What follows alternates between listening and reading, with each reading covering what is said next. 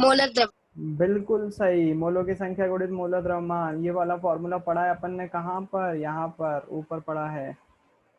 मैं इसी को कॉपी पेस्ट कर लेता हूँ क्योंकि दिखने में सुंदर दिखता है वो, अगर लिखते हैं तो बहुत गंदी राइटिंग आती है माउस से लिखने पर, है ना। मैं इसी को यहाँ से पेस्ट कर लेता हूँ। द्रव्यमान बराबर से मोलर द्रव्यमान गुणित मोलों की संख्या। मोलर द्रव्यमान कैसे निकालते हैं आपने पिछले क्वेश्चन में देखा हुआ है बहुत अच्छे से, है ना। अपन इसके सारे क्वेश्चन सॉल्व करते हैं किस फॉर्मूले से, इस वाले फॉर्मूले से। द्रव्यमान बराबर से मोलर द्रव्यमान गुणित मोलों की संख्या, ये वाले फॉर्मूले से हम सारे क्वेश्चन सॉल्व करेंगे। तो पहला क्वेश्चन उठाते हैं, बोला हुआ है एक मोल नाइट्रोजन का परमाणु द्रव्यमान कितना होगा, मतलब एक मोल नाइट्रोजन परमाणु है, हमको क्या दिया हुआ, नाइट्रोजन परमाणु दिया हुआ है, हमको इसका द्रव्यमान फाइंड करना, द्रव्यमान, है ना। तो हम क्या करेंगे, एक मोल दिया हुआ है तो मोलों की संख्या कितनी होती है, मोलों की संख्या दी हुई है एक, मोलों की संख्या एक। नाइट्रोजन परमाणु का मोलर द्रव्यमान कितना होता है, नाइट्रोजन का द्रव्यमान कितना होता है बताओ, मोलर द्रव्यमान या नाइट्रोजन का। 14।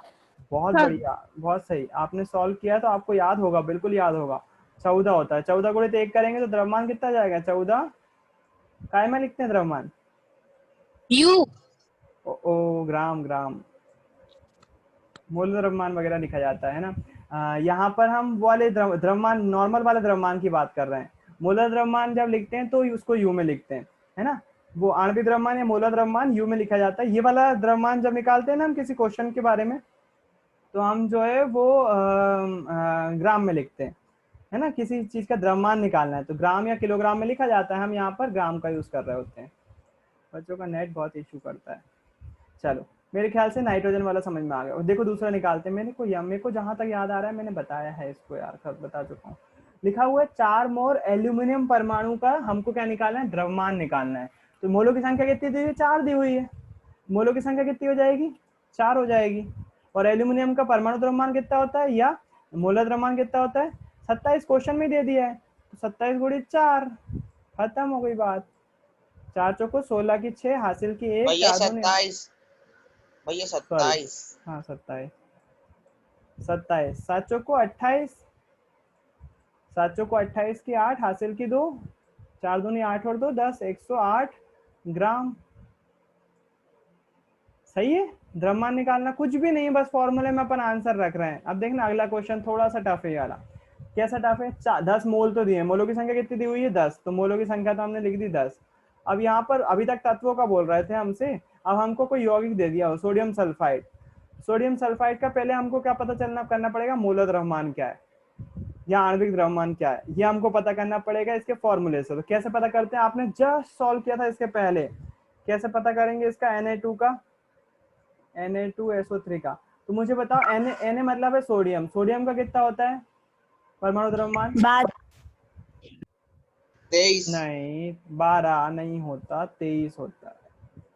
23 कितने एटम है, 2 एटम है ना सोडियम के, इसलिए मल्टीप्लाई करेंगे 2 का। सल्फर का बताओ कितना होता है, 32। 32 यू, बहुत बढ़िया। आप लोगों ने अगर प्रैक्टिस करी है तो ये बिल्कुल बनेगा। ऑक्सीजन का कितना होता है,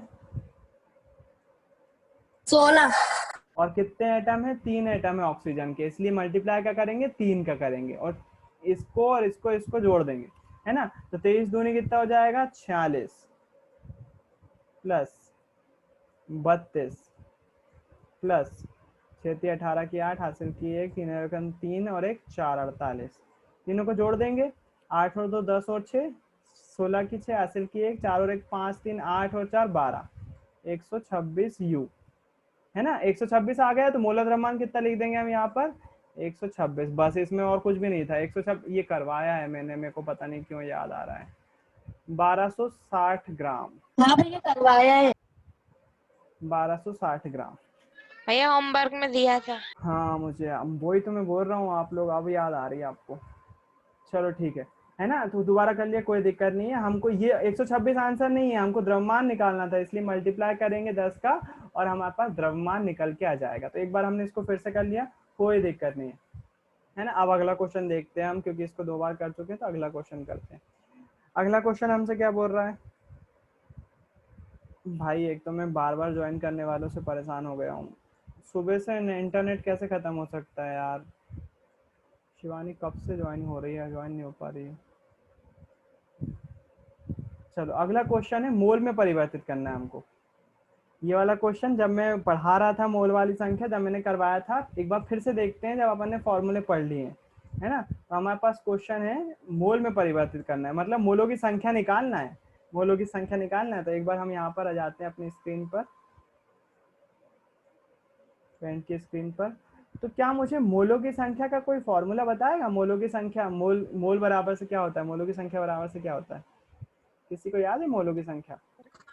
भैया द्रव्यमान बटे मोलर द्रव्यमान। द्रव्यमान बटे मोलर द्रव्यमान, दो फॉर्मूले होते हैं। ये वाला एक फॉर्मूला था, एक और था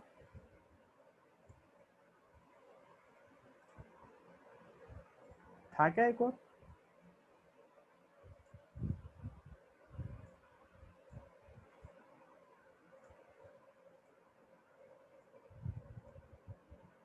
सही है ये वाला फॉर्मूला, बिल्कुल बिल्कुल सही है। एक और फॉर्मूला था लेकिन कणों की संख्या डिवाइडेड बाय एवोगाड्रो संख्या, वो उसके लिए था, कणों की संख्या के लिए था, है ना। ये एक फॉर्मूला जिसकी मदद से हम अभी निकालेंगे। देखो अब ध्यान से देखो, मोल में परिवर्तन करने को बोला है, क्या बोला हुआ है? बोला हुआ है 12 ग्राम ऑक्सीजन गैस को मोलों में कन्वर्ट करो, 12 ग्राम ऑक्सीजन गैस को मोलों में कन्वर्ट करो। ध्यान रहे ऑक्सीजन केवल नहीं लिखा है, ऑक्सीजन गैस लिखा है, मतलब किसकी बात हो रही है?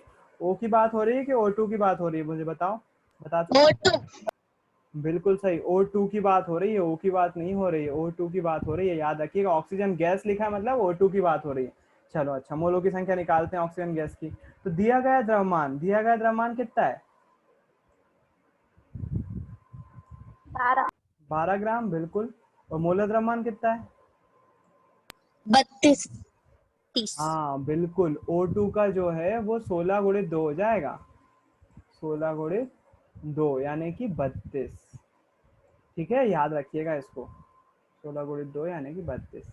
अब इसको सॉल्व करेंगे तो क्या आएगा? 2 से काट दें पहले, 2 छंग 12, 2 एकम 2, 2 छंग 12, 2 तिया 6, 2 अट्ठे 16, 3/8। अब भाग दे सकते हैं 3 में 8 का, छोटी ये संख्या है इसलिए 0 लगाना पड़ेगा, दशमलव बढ़ाया, थोड़ा सा दिमाग में भी करते रहा करो भाग, 0 बढ़ाएंगे तो 30 हो जाएगा, 8 तिया 24, 8 चौको 32 ज्यादा हो जाएगा, 8 तिया 24 बचा 6, दशमलव लगा हुआ है, 0 बढ़ा सकते हैं तो 60 हो जाएगा, 8 7 56, 0.37 मोल हो जाएगी। मोलों की संख्या कितनी आ गई? 0.37। याद रखिएगा एक बात, एक कॉमन सी ट्रिक है, छोटी सी ट्रिक है, क्या मोलों की संख्या हमेशा 1 2 3 या फिर 0 दशमलव में आती है। मोलों की संख्या जितने भी 9th में क्वेश्चन है ना, सब में 0 के आसपास आएगी, 0.1 0.2 ऐसी आएगी, या फिर 1 या 2 या 3 आएगी, है ना। मैक्सिमम 4 या 5 तक जाती है बस, इससे ज्यादा नहीं जाती मोलों की संख्या ज्यादातर क्वेश्चन में। तो इसको थोड़ा सा याद रखिएगा, मोलों की संख्या हमेशा बहुत कम आती है ना, क्योंकि एक मोल में कितने कण होते हैं? 6.02 into 10 to the power 23 Avogadro संख्या के बराबर, इसलिए मोलों की संख्या हमेशा बहुत कम आती है। चलो मैंने निकाल दिया ऑक्सीजन गैस का। जल का निकाल सकते हो आप लोग? जल का क्या होता है? दिया गया द्रव्यमान कितना है? देखो ध्यान दो, दिया गया द्रव्यमान है 20 ग्राम, तो 20 लिख लिया। और मुझे बताओ मोलर द्रव्यमान जल का कितना होता है? जल का मोलर द्रव्यमान निकाल चुके हैं अपन बहुत बार। 18 बहुत सही, किसने बोला? पलक से। बहुत अच्छे पलक, जल का हम निकाल चुके हैं। कैसे निकालते हैं? 1 गुणित 2 करते हैं प्लस 16, यानी कि जल का आता है 18 यू। बहुत अच्छे पलक, ये हम बहुत बार लिख चुके हैं। जल का मोलर द्रव्यमान कितना होता है? 18 यू। तो डिवाइड कर देंगे 18 से, है ना। 2 से काट दो, 2 धाम 20, 2 नाम 18, 10/9, है ना। 10/9 करेंगे तो 9 से भाग चला जाएगा 10 में, तो 9 एकम 9, दशमलव लगाया, बचा 1 है, दशमलव लगाया तो 0 बढ़ जाएगा, 1.1। मोलों की संख्या कितनी आ गई? 1। मैंने बताया ना इतनी आएगी, 1 2 1 2 1 2 ऐसी कुछ आती रहेगी हमेशा, क्योंकि हमेशा भाग जो है वो ऐसे दिया जाता है, बहुत टिपिकल भाग, बहुत कम भाग वाली संख्या आती है। मोलों की संख्या कितनी आ गई?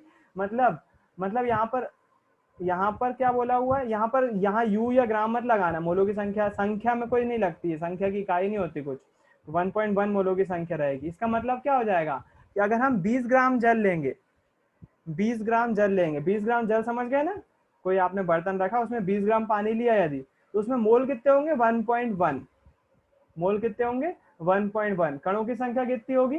कणों की संख्या अगर हमको निकालना है तो एवोगाड्रो संख्या का इसमें मल्टीप्लाई कर दो, उसके कारण से आपको कणों की संख्या भी पता चल जाएगी। तो 6.022 होगी लगभग, है ना। यदि हम 18 ग्राम जल लेते हैं, याद रखिएगा मेरी बात, आपने कप, कोई सा कप लिया है, बर्तन लिया, उसमें कितने ग्राम जल लिया, 18 ग्राम H2O लिया, पानी लिया, तो उसमें जो कणों की संख्या होगी, H2O के अणुओं की संख्या होगी, वो एवोगाड्रो संख्या के बराबर होगी 6.022 इंटू 10⁻23।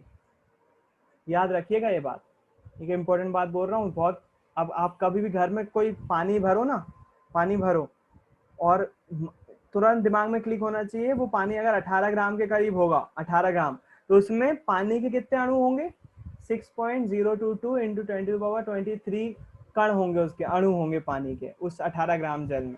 तो इसको ध्यान रखिएगा, आप प्रैक्टिकली सोचोगे तो ज्यादा अच्छे से आपको मोलर कॉन्सेप्ट समझ में आएगा, नहीं तो फिर मैथ्स में पढ़ते ही रह जाओगे, उसको रटते ही रह जाओगे, कभी मोलर कॉन्सेप्ट समझ में नहीं आएगा। 18 ग्राम जल लोगे तो उसमें मोलों की संख्या एवोगाड्रो संख्या के बराबर हो, कणों की संख्या यानी कि उसके अणुओं की संख्या एवोगाड्रो संख्या के बराबर होगी। 22 ग्राम कार्बन डाइऑक्साइड दिया, कितना है 22 ग्राम, ऊपर कितना लिखेंगे 22 ग्राम में, एक ही फॉर्मूले से देखो सारे क्वेश्चन बन जा रहे हैं। 22 ग्राम मोलर द्रव्यमान CO2, कार्बन डाइऑक्साइड का फॉर्मूला होता है CO2, होता है ना। इसका मोलर द्रव्यमान कितना आएगा, कार्बन का कितना होता है 12। 12। बहुत अच्छे। ऑक्सीजन का हो जाएगा 32, है ना, 16 दूनी 32, तो 32 और 10 42 और 2 44, 44 आ गया। देखो यहाँ से काटेंगे तो 22 से कम 22, 22 दूनी 44, 1/2 यानी क्या जाएगा 0.5, 1/2 को 0.5 लिख सकते हैं, भाग देके देख लेना आ जाएगा 0.5, यानी कि 22 ग्राम कार्बन डाइऑक्साइड में कितने मोल होंगे, 0.5 मोल होंगे, केवल और केवल आधा मोल। ठीक है, ये आपका 8वां सवाल था। आई होप आपको समझ में आएगा, कुछ नहीं करा, बस फॉर्मूला रखा, उसमें हमको जो जो चीजें ज्ञात थी उसको रखा, हमारे पास आंसर आ गया। बस फॉर्मूला याद होना चाहिए, फॉर्मूला याद है तो सब कुछ हो जाएगा, आपसे कुछ भी दिक्कत नहीं जाएगी। और फॉर्मूला कैसे बना था उसके बारे में मैं चर्चा कर चुका हूँ, तो अब मेरे पास बस की नहीं है कि मैं फिर से चर्चा करूँ। हाँ, अगर आप चाहोगे तो रिवीजन अगर कभी करवाने का टाइम मिला तो बिल्कुल मोलर कॉन्सेप्ट एक बार फिर से बता दूंगा कि वो फॉर्मूले कैसे बने हुए, मैंने केले के उदाहरण ले लेके आपको समझाए। आप चाहो तो वीडियोस में भी देख सकते हो, वीडियोस अवेलेबल है। अगला क्वेश्चन हमसे बोल रहा है, ये बताओ निम्न का द्रव्यमान क्या होगा। अब यहाँ पर पिछले वाले क्वेश्चन से क्या फर्क पड़ा, यहाँ पर पिछले वाले क्वेश्चन में हमको जो है वो ग्राम में उनका वो दिया हुआ था, परमाणु द्रव्यमान दिया हुआ था, है ना। हमको यहाँ पर जो है वो मोल दिए हुए हैं, मोल से द्रव्यमान निकालना, तो हमको दोनों ही फॉर्मूले यहाँ पर यूज करना पड़ेंगे। तो देखते हैं, पहले देखो ऐसे क्वेश्चन को सॉल्व कैसे करते हैं। हमको क्या फाइंड करना है, द्रव्यमान फाइंड करना है ना। तो द्रव्यमान का फॉर्मूला क्या होता है हमारे पास, पहले तो हम वो लिख लेंगे। मैं फिर से कॉपी पेस्ट ही करता हूँ द्रव्यमान का फॉर्मूला, क्योंकि लिखने में दिक्कत जाती है, बहुत गंदी राइटिंग आती है। तो देखो हमको क्या फाइंड करना है, हमको फाइंड करना है द्रव्यमान। द्रव्यमान का फॉर्मूला क्या होता है, ये ध्यान दीजिएगा, ध्यान से, है ना, ध्यान दीजिएगा। यहाँ पर हमको द्रव्यमान फाइंड करना है और द्रव्यमान का फॉर्मूला होता है मोलर द्रव्यमान गुणित मोलों की संख्या। ये तो होता है, सिंपल सी बात है। अब देखना हमें दिया क्या है, मोलों की संख्या दी हुई है, मोलों की संख्या दी हुई है, मोलर द्रव्यमान। अच्छा, ये भी बहुत इजी है, बहुत आसानी से हो जाएगा। मोलों की संख्या कितनी दी हुई है, मोलों की संख्या दी हुई है 0.2 गुणित मोलर द्रव्यमान। ऑक्सीजन परमाणु का मोलर द्रव्यमान कितना होता है, ऑक्सीजन परमाणु का 16। मोलर द्रव्यमान 16। बस 16 गुणित 2 कर दो, 16 दूनी 32 यानी कि 3.2। द्रव्यमान कितना आ गया 3.2 ग्राम। कुछ भी नहीं है रे इसमें, तो ये तो और आसान है ना। मैं समझ रहा था कि इसमें हमको कुछ चीज मिसिंग है, तो ये तो बहुत आसान है, कुछ भी नहीं है। 0.5 मोल जल का अणु की बात कर रहे हैं, तो मोलों की संख्या कितनी है 0.5 गुणित मोलर द्रव्यमान। जल का मोलर द्रव्यमान अभी बताया था, फिर से पलक ने आंसर, 18। बहुत अच्छे। 18 पंजे 90, 90। है ना। एक अंक के बाद दशमलव यानी कि 9.0 ग्राम, यानी कि 0 हटा सकते हैं, दशमलव के बाद 0 लगा हुआ है, मतलब कितना हो जाएगा 9 ग्राम। कितना सिंपल सा आंसर, केवल और केवल एक फॉर्मूला आपको याद होना चाहिए बस, बाकी आपको निकालना आता है सब कुछ। भैया ये वाले भी बता दिए शायद। बता दिया है मैंने, पहले बता चुका हूँ, ये जब अपन पढ़ा रहे थे ना, जब पढ़ाया था, जब बताया था मैंने। ठीक है, अब आखिरी के 2 क्वेश्चन सॉल्व करते हैं और अपना आखिरी के 2 क्वेश्चन बचे हुए हैं और बहुत थोड़े से, ज्यादा नहीं, थोड़े से टिपिकल है। इसमें भी हमको फॉर्मूले ही चाहिए पड़ेगा, कौन से फॉर्मूले? अभी जो पढ़े आपने 2 फॉर्मूले, बस ज्यादा चीज की जरूरत नहीं पड़ेगी। तो अपन क्या करते हैं, पहले 16 ग्राम ठोस सल्फर वाला क्वेश्चन ले लेते हैं।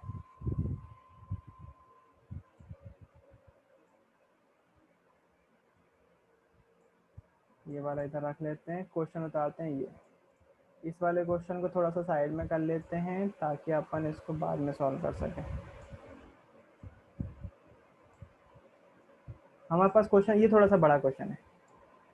बोला हुआ है 16 ग्राम ठोस सल्फर, अपने को 16 ग्राम मात्रा दी हुई है काई की, सल्फर के अणुओं की, सल्फर के अणुओं की मात्रा दी हुई है। दिया गया द्रव्यमान जो है वो 16 ग्राम है ना। बोले अणुओं की संख्या का परिकलन कीजिए, अणुओं की संख्या निकालना है हमको कि एक सल्फर के परमाणु में अणुओं की संख्या क्या होगी। तो याद होगा आपकी बुक में हमने अणुओं की संख्या का फॉर्मूला पढ़ा है, ऊपर जाओगे तो ये कुछ नहीं है, कुछ भी नहीं है। परमाणु की संख्या का फॉर्मूला था दिया गया द्रव्यमान बटा मोलर द्रव्यमान गुणित एवोगाड्रो संख्या। अणुओं की संख्या में हो जाएगा अणुओं की संख्या बराबर से दिया गया द्रव्यमान बटे मोलर द्रव्यमान गुणित अणुओं की संख्या। वही है सेम टू सेम, परमाणुओं के लिए भी संख्या का वही फॉर्मूला होता है, अणुओं की संख्या का वही फॉर्मूला होता है। तो हम यहाँ से क्या करेंगे, ये वाला फॉर्मूला मैंने बताया था, ये 4 फॉर्मूले आपको याद करने के लिए बोले थे। इन 4 फॉर्मूले से आपको आसानी से बन जाएगा सारे क्वेश्चन, जिसमें से एक क्वेश्चन यहाँ पर अणुओं वाला आ गया है ना। ये हम निकालेंगे। अणुओं की संख्या का फॉर्मूला होता है अणुओं की संख्या बराबर से होता है दिया गया द्रव्यमान बटे मोलर द्रव्यमान गुणित एवोगाड्रो संख्या, ये होता है हमारे पास फॉर्मूला। ठीक, अब उसके बाद ये वाला फॉर्मूला हटा देते हैं अपन, इसकी जरूरत नहीं है। ये वाला फॉर्मूला आ गया, अणुओं की संख्या याद करना है। दिया गया द्रव्यमान कितना है, 16 ग्राम है कि नहीं, 16 ग्राम। तो यहाँ पर हम लिखेंगे बराबर से 16 ग्राम ऊपर लिख देंगे। अब मुझे ये बताओ सल्फर का मोलर द्रव्यमान कितना होता है, सल्फर का 32। बिल्कुल सही बोला अंजलि आपने, 32। लेकिन यहाँ पर दिया हुआ है S8, नॉट केवल और केवल S दिया होता तो इसका होता है 32, लेकिन यहाँ पर दिया हुआ है S8। सल्फर गैस के बारे में बात कर रहे हैं, सल्फर का ठोस सल्फर की बात कर रहे हैं, तो वहां पर अणुओं की संख्या S8 है। तो ये हो जाएगा 32 गुणित 8, मैंने बताया था आपको याद रखने के लिए है ना। 32 गुणित 8 करेंगे तो आ जाएगा 256 है ना, 256 यू। तो यहाँ पर मोलर द्रव्यमान जो आएगा वो 32 यू नहीं आएगा, यहाँ पर आएगा 256, जैसा ऑक्सीजन के केस में था ना। सो ऑक्सीजन गैस का 32 यू आता है, जबकि ऑक्सीजन का कितना आता है, केवल और केवल ऑक्सीजन का केवल 16 आता है। वैसे सल्फर केवल अकेला दिखा रहता है, यहाँ पर 8 नहीं रहता, केवल सल्फर का परमाणु के बारे में बात करते तो हम केवल यहाँ पर 32 लेते, लेकिन S8 लिखा हुआ है इसलिए लिखेंगे 256 गुणित एवोगाड्रो संख्या। बस मुझे यहाँ तक तो क्वेश्चन सॉल्व करने में कोई दिक्कत नहीं जाती, लेकिन इसके बाद क्वेश्चन हो जाता है बोरिंग। क्यों बोरिंग? क्योंकि इसके बाद आ जाती है कैलकुलेशन शुरू। अब आपको देना पड़ेगा भाग, है ना। कोई दिक्कत नहीं, भाग देने की कोशिश करते हैं। चाहो तो इसको 4 से काट सकते हो, पहले 4 से काट लो, वैसे 16 से भी कट जाता जहाँ तक है। काटो 16 से, 16 कम 16, 16 कम 16 बचा कितना, 9। 16 के पहाड़े में 96 आता है, बोलो बोलो। 16 छंग, हाँ भैया। 16 के पहाड़े में कितने बार में आएगा, 6 बार में। 6 बार में आएगा, 6 कम से 96, तो कितनी बार चला जाएगा, 13 बार चला जाएगा। ओ भाई 13 बार क्यों चला जाएगा, 16 छंग 96 यानी कि 6 बार जाएगा ना, यानी कितना हो जाएगा, 1/6 हो जाएगा। 1/6 गुणित 6.022। भैया 1/16 भैया, होगा ना। हाँ भैया 1/16। सही बोला, मैं तो ऐसी गलती कर रहा था ताकि देख रहा था तुम लोग सो रहे थे, सो तो नहीं रहे। कई बार टीचर ऐसा बोलते हैं मालूम, लेकिन वो अपनी गलती छुपाते हैं। सही में गलत कर रहा था मैं, मेरे से गलती हो रही थी, लेकिन कई बार ऐसा बहाना मिल जाता है। क्या गलत है उसमें बताओ, मैं तो आपको चेक कर रहा था कि आप लोग सही हो कि नहीं, सो तो नहीं गए। 16 का भाग देना पड़ेगा इस पूरी संख्या में, बस मेरे को बस यही थोड़ा सा वैसा लगता है। अब इसमें क्या होगा, आपको 16 का पहाड़ा आना चाहिए। देखो अभी जब अपन भाग देते हैं ना इस संख्या में, इसका देखो ये 6 पॉइंट संख्या है 6.022, और 16 का भाग देना, इतनी बड़ी संख्या से भाग देना है।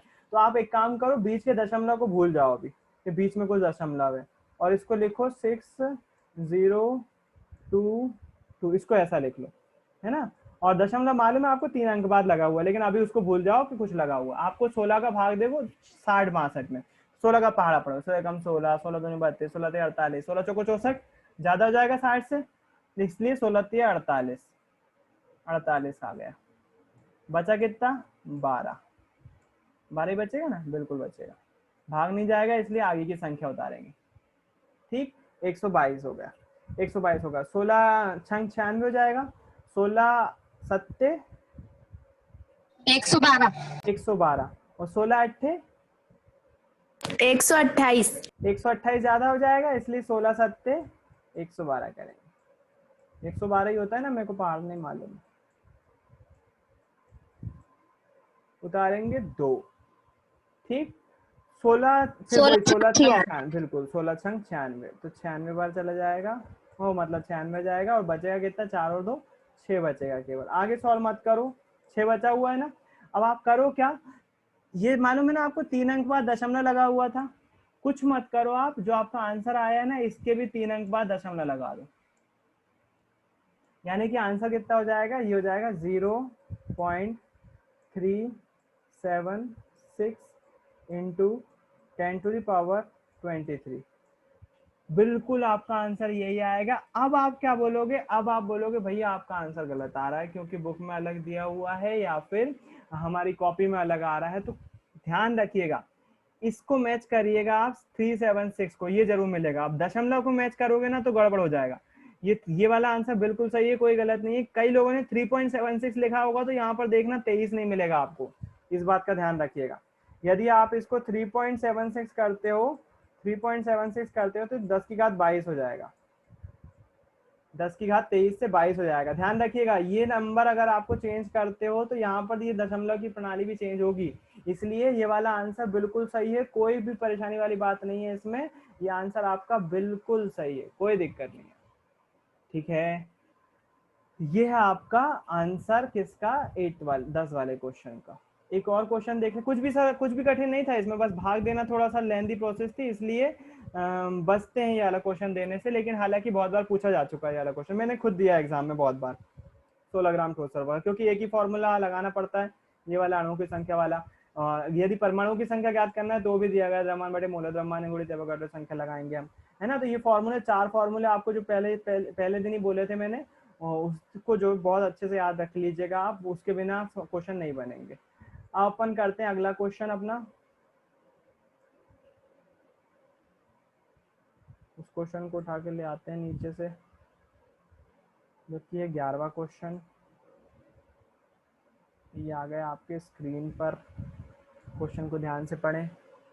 लिखा हुआ है 0.051 ग्राम एल्यूमिनियम ऑक्साइड, कोई एल्यूमिनियम ऑक्साइड दिया हुआ है, उसका दिया गया परसेंट ग्राम द्रव्यमान कितना? 0.051 ग्राम में एल्यूमिनियम आयन की संख्या का परिगणन कीजिए। यहाँ पर बोल दिया आयन की संख्या, घबराना नहीं, आयन हो, अणु हो या परमाणु हो, एवोगाड्रो संख्या हमको सब कुछ सिखाती है। आयन हो, अणु हो, परमाणु हो, एक वाला वो सिंबल आया था ना, ये देखो ये वाला चित्र आया था ना, यदि 1 मोल कार्बन परमाणु का बोले तो भी एवोगाड्रो संख्या, परमाणु, अणु या आयन, देखो ये लिखा हुआ परमाणु, अणु या आयन, कुछ भी हो, एवोगाड्रो संख्या वाले फॉर्मूले उस सभी में लगाए जाएंगे, सभी में लग जाएंगे, कोई दिक्कत वाली बात नहीं। एल्यूमिनियम आयन की संख्या का परिगणन करना है कि एल्यूमिनियम आयन की संख्या इसमें कितनी ग्राम होगी। अब इसमें एक ऑप्शन दे रहे हैं वो कि किसी आयन का द्रव्यमान उतना ही होता है जितना कि उसी तत्व के परमाणु का द्रव्यमान होता है। एल्यूमिनियम का परमाणु द्रव्यमान दिया हुआ है 27 U। आयन की संख्या ज्ञात करना है ना, फॉर्मूला अभी भी वही लगेगा। कौन सा? अणुओं की संख्या, जो अणुओं की संख्या वाला फॉर्मूला है, परमाणुओं की संख्या वाला फॉर्मूला है, वही आयन की संख्या वाला फॉर्मूला भी वही होगा, है ना। तो यहाँ पर हम जानते हैं कि अणुओं की संख्या हो या परमाणु की संख्या, उसके लिए फॉर्मूला यही वाला लगाते हैं हम। मैं क्या बोल रहा हूँ, अणुओं की संख्या हो, परमाणु की संख्या हो या आयन की संख्या, फॉर्मूला यही लगेगा, फॉर्मूला चेंज नहीं होने वाला है। दिया गया द्रव्यमान बटे मोलर द्रव्यमान गुणित एवोगाड्रो संख्या, फॉर्मूला यही लगेगा, कोई भी दिक्कत नहीं।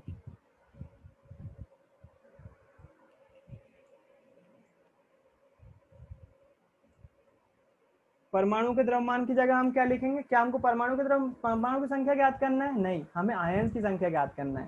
तो हम क्या लिखेंगे? हम लिखेंगे इसके आगे हम आयन की संख्या का फॉर्मूला लिख रहे हैं। तो हमने क्या करा? फॉर्मूला वही है, हम बस उसको परमाणु की संख्या की जगह कर दिया आयन की संख्या बराबर से दिया गया द्रव्यमान बटे मोलर द्रव्यमान गुणित एवोगाड्रो संख्या। कोई भी परेशानी वाली बात नहीं है, कुछ भी वही फॉर्मूला है, बस हम चेंज करते जा रहे हैं केवल नाम।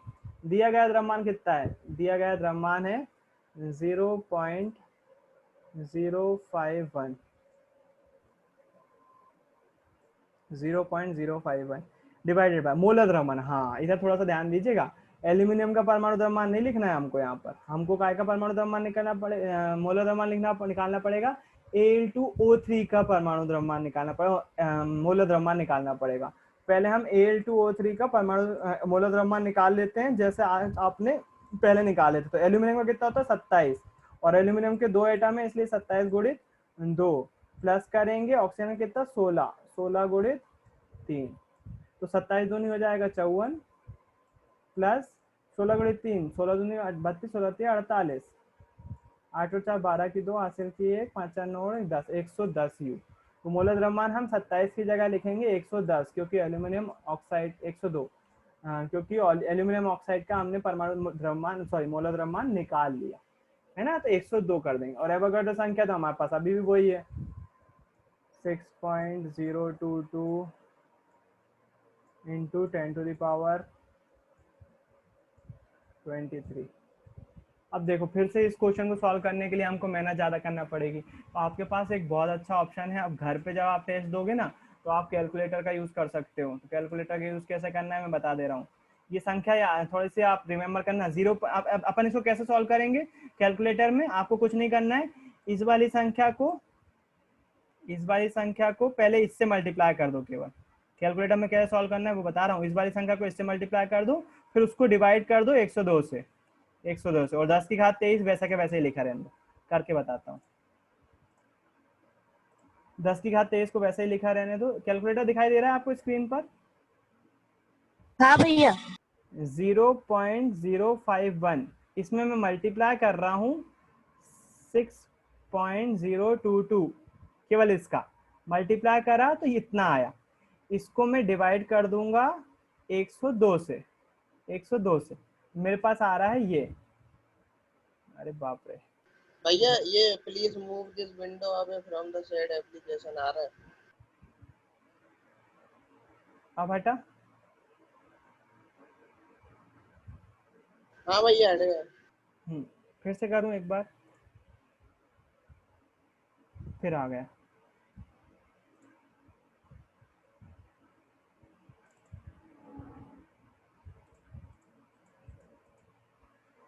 बड़ा भी नहीं हो रहा, रुको।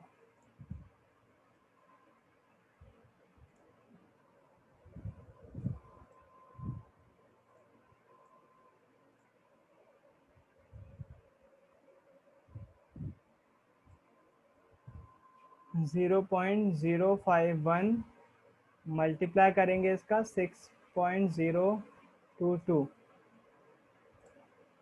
से मल्टीप्लाई करेंगे और इसको डिवाइड कर देंगे 102 से, तो आपका आंसर आएगा 0.003011 है ना। ये आएगा आपका आंसर। कुछ नहीं करना है आपको, जो आपका आंसर आया है वो आप अपना आंसर जो है वो इसमें लिख देना। अच्छी बात ये घरों में आप कैलकुलेटर यूज कर पाओगे, आप कोई आपको रोकेगा नहीं है ना। तो जो भी आपका आंसर आया वो आया था 0.003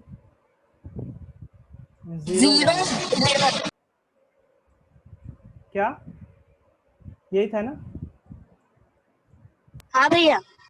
इंटू 10 की घात 23, ये आ जाएगी आपके आयनों की संख्या।